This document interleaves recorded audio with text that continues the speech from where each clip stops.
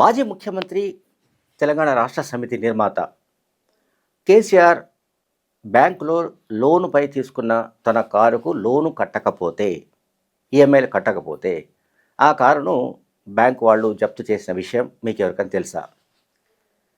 సరే, ఆ కంటెంట్లోకి వెళ్ళడానికి ముందు మీరు చూస్తున్నది జకీర్ టాకీస్. నా పేరు జకీర్. మీకు కనుక ఈ వీడియో నచ్చితే, ఈ కంటెంట్ నచ్చితే తప్పనిసరిగా సబ్స్క్రైబ్ చేయండి, అట్లాగే లైక్ చేయండి, షేర్ చేయండి. సో ఇక మనం కంటెంట్లోకి వెళ్దాం.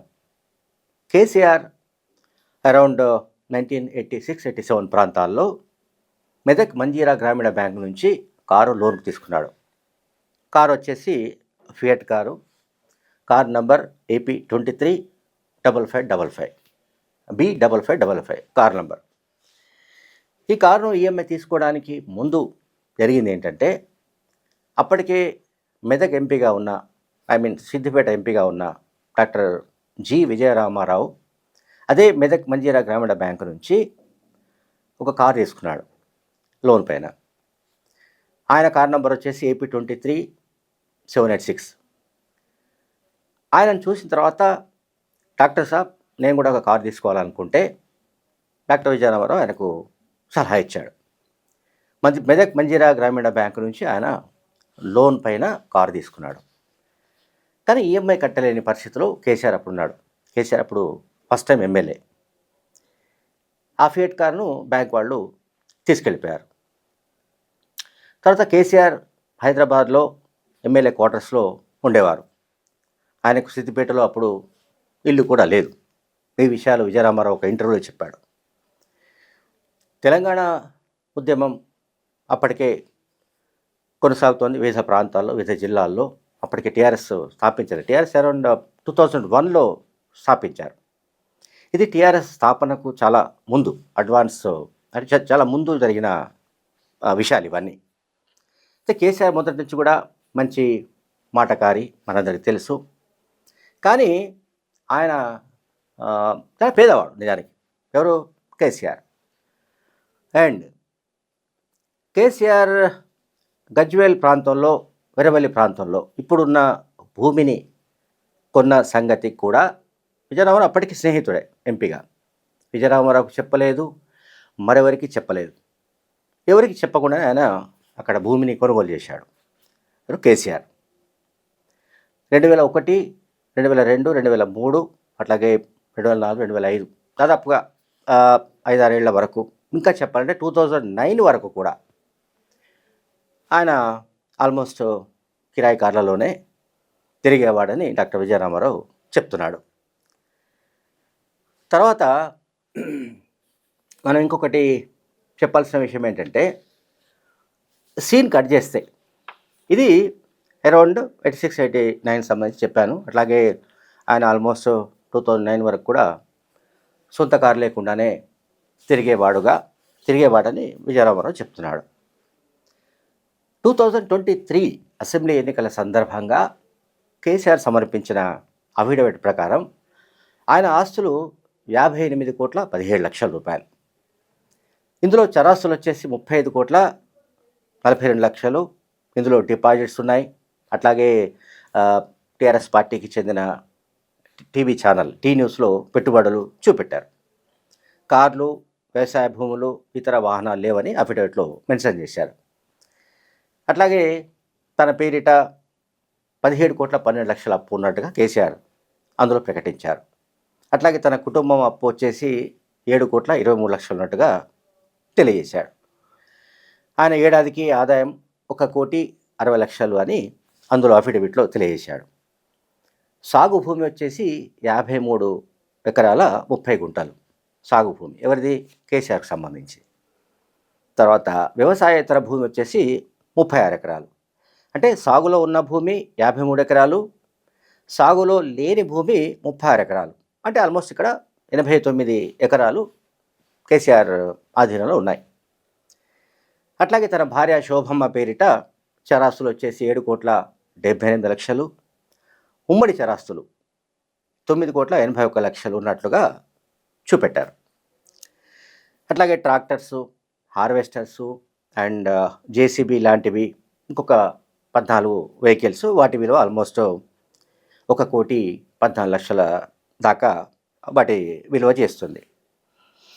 సో అక్కడి నుంచి మళ్ళీ సీన్ కట్ చేస్తే ఆయన సొంత విమానం కొనుగోలు చేసేదాకా వెళ్ళిపోయాడు కేసీఆర్. నేను ఇక్కడ చెప్తున్న స్టోరీ చాలామందికి వెంటనే అతకకపోవచ్చు, అంటే వెంటనే అర్థం కాకపోవచ్చు, అవగాహన కాకపోవచ్చు. చాలా జాగ్రత్తగా వినాల్సి ఉంటుంది వినేవాళ్ళు ఎవరైనా సరే. నేను చెప్తుంది అంటే కేసీఆర్ టీఆర్ఎస్ పార్టీ ఏర్పాటు చేయడానికి ముందు, టీఆర్ఎస్ పార్టీ ఏర్పాటు చేసిన తర్వాత, తెలంగాణ రాష్ట్రం విభజన తర్వాత, తెలంగాణలో బీఆర్ఎస్ పార్టీ అదే టీఆర్ఎస్ పార్టీ అధికారంలోకి వచ్చిన తర్వాత, ఈ మొత్తం కనుక మన సీక్వెన్సెస్ చూస్తే సంపద ఎట్లా పెరిగిపోతూ వచ్చింది అనేది మనకు క్లియర్గా అర్థమవుతుంది. సరే, ఈ సంపద అక్రమమా సక్రమమా అటువంటి విషయాల్లోకి నేను డెప్త్లోకి పోదలుచుకోలేదు. 2022 సెప్టెంబర్ ప్రాంతాల్లో ఆల్మోస్ట్ నేను ఇంత చెప్పినట్టు సొంత విమానం కొనే ప్రయత్నాలు కూడా జరిగాయి, కొన్నట్టు కూడా ప్రచారం జరిగింది. ఆయన విమానం కొనుగోలు చేస్తా అనగానే చాలామంది డోనర్స్, అంటే ఆ పార్టీకి సంబంధించిన నాయకులే మేము విరాళాలు ఇస్తాం, మేము విరాళాలు ఇస్తామంటే మేము విరాళాలు ఇస్తామంటూ చాలామంది ముందుకొచ్చారు, చాలామంది డబ్బు ఇచ్చారు. ఆ డబ్బు ఏమైంది, ఆ విమానం ఏమైంది అని దానికి సంబంధించి అదొక మిస్టరీ.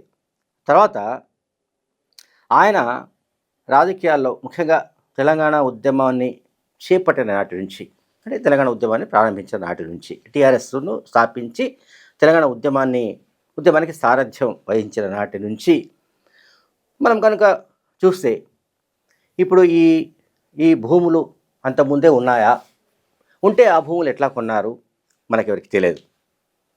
ఒకవేళ భూములు కొనేంత స్తోమత, ఆర్థిక స్తోమత కనుక ఉంటే ఆయన ఫియట్ కారు కూడా సొంతంగా ఏర్పాటు చేసుకోలేని పరిస్థితి ఎందుకు ఉంది?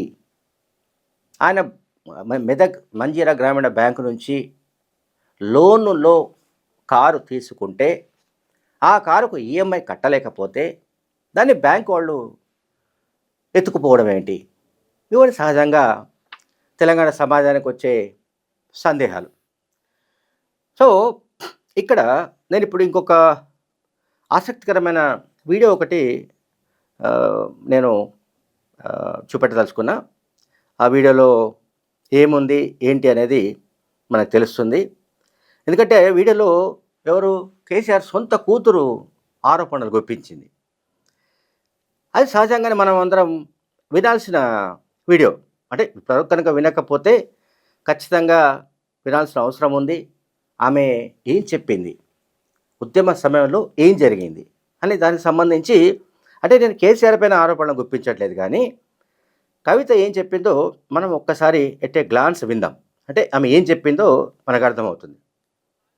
Social media channel T News అంటే శాటిలైట్ ఛానల్, మీరు ఒక పార్టీని రిప్రజెంట్ చేసే ఛానల్, కనీసం వెరిఫై చేసుకోరా? ఏది పడితే అది వేసేసుడేనా?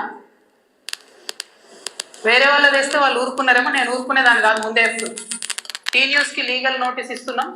1 వీక్లో పబ్లిక్ అపాలజీ చెప్పాలి బిడ్డ, పబ్లిక్ అపాలజీ. కోర్టుకి ఈడుస్తాం ఏమనుకుంటున్నారు. తర్వాత ఏలేటి మహేశ్వర్ రెడ్డి గారు, వీరికి కూడా నోటీస్ ఇస్తున్నాం, లీగల్ నోటీస్. 1 వీక్లో మీరు కూడా తప్పుడు సమాచారాన్ని ప్రజలకు ఇచ్చినందుకు, నా భర్త గారికి నా యొక్క పరపతిని దెబ్బతీసే ప్రయత్నం చేసినందుకు నాకు పబ్లిక్ అపాలజీ చెప్పాలని మహేశ్వర్ రెడ్డి గారిని డిమాండ్ చేస్తా ఉన్నాను. అట్లానే మాధవర్ కృష్ణారావు గారిని మీరు కూడా 1 వీక్ లోపల అపాలజీ చెప్పాలి, లేకపోతే కోర్టుకి ఈడుస్తాం, కోర్టు నుండి క్షమాపణ చెప్పిస్తాం. ఇది నాకు సంబంధం లేని వ్యక్తులు. నేను జాగృతి జనంపాట కార్యక్రమంలో పోతా ఉంటే సడన్గా సోషల్ మీడియాలో ప్రచారం ప్రారంభమవుతుంది. వెంటనే ఏలేటి మహేశ్వర్ రెడ్డి గారు బీజేపీ ఫ్లోర్ లీడర్, ఆయనకి ఏం పనో నాకు అర్థం కాదు, ఆయనకు నాతోనేముందో అర్థం కాదు, నన్నంటే పొలిటికల్గా ఆయనకి ఏం లాభం వస్తుందో నాకు అర్థం కాదు. ఆయన బయటకు వచ్చి సీరియస్గా ప్రెస్ మీట్ పెట్టిండు. ఓకే, ఏం పెడతాడు ప్రెస్ మీట్? ఒక ఫోటో ఉన్న కాపీ తీసుకొని నా భర్తది, దాంట్లో ఏవి రెడ్డి గారి పేరు ఉంది, అది చూపించుకుంటే ఇగో వీళ్ళకి వ్యాపారాలు ఉన్నాయని చెప్తుంటారు. అసలు ఆయనకి ఏం సంబంధం? అది పొలిటికల్ ఇష్యూవా? ఎందుకు మాట్లాడిండు? ఓకే, అంటే దీని వెనుక ఉన్న స్ట్రాటజీ చేసేసి తెలంగాణ ప్రజలు అర్థం చేసుకోవాలి. హరీష్ రావు గారు, బీఆర్ఎస్ పార్టీ ఏదైతే నా మీద దుష్ప్రచారం చేయాలనుకుంటున్నారో అది ఏలేటి మహేశ్వర్ రెడ్డి గారి నోటి నుండి వస్తుంది, బీఆర్ఎస్ పేరు సోషల్ మీడియా నోటి నుండి వస్తుంది, ఆ తర్వాత కృష్ణారావు గారు లాంటి ఎమ్మెల్యేల నోటి నుండి వస్తుంది. అంటే వీళ్ళందరూ ఒక స్ట్రాటజికల్గా ఏంటంటే ఆడపిల్ల బయట తిరుగుతుంది, ఈమెకు అన్ని విషయాలు అర్థమవుతున్నాయి, ప్రజలు వచ్చి చెప్పుకుంటున్నారు, బాధితులు వచ్చి చెప్పుకుంటున్నారు, ఈమె ఇంకా చెప్తే భయం అవుతుంది, మాకు ఇబ్బంది అవుతుంది అని చెప్తున్నారు. నేను మీలాగా పారిపోయే పిరికిపందని కాదు. మీరు ఏదైతే నా భర్త ఫోటో చూపించి మాట్లాడుతున్నారో ఆ ల్యాండ్కి సంబంధించి ప్రతి ఒక్క విషయాన్ని ఇవాళ నేను తీసుకొని వచ్చిన. ఇవాళ నేను ఎట్లా ట్రాన్స్పరెంట్గా క్లారిటీ ఇస్తున్నానో నేను చేసే ఆరోపణల మీద మీరు కూడా అట్లనే క్లారిటీ ఇవ్వాలని చెప్పి నేను ముందుగా మీరు ఏదైతే కాపీ చూపిస్తున్నారో మా హస్బెండ్ ఏవి రెడ్డి గారిది ఉన్నటువంటిది, అది 2 సర్వే నంబర్లకు సంబంధించినటువంటి ల్యాండ్.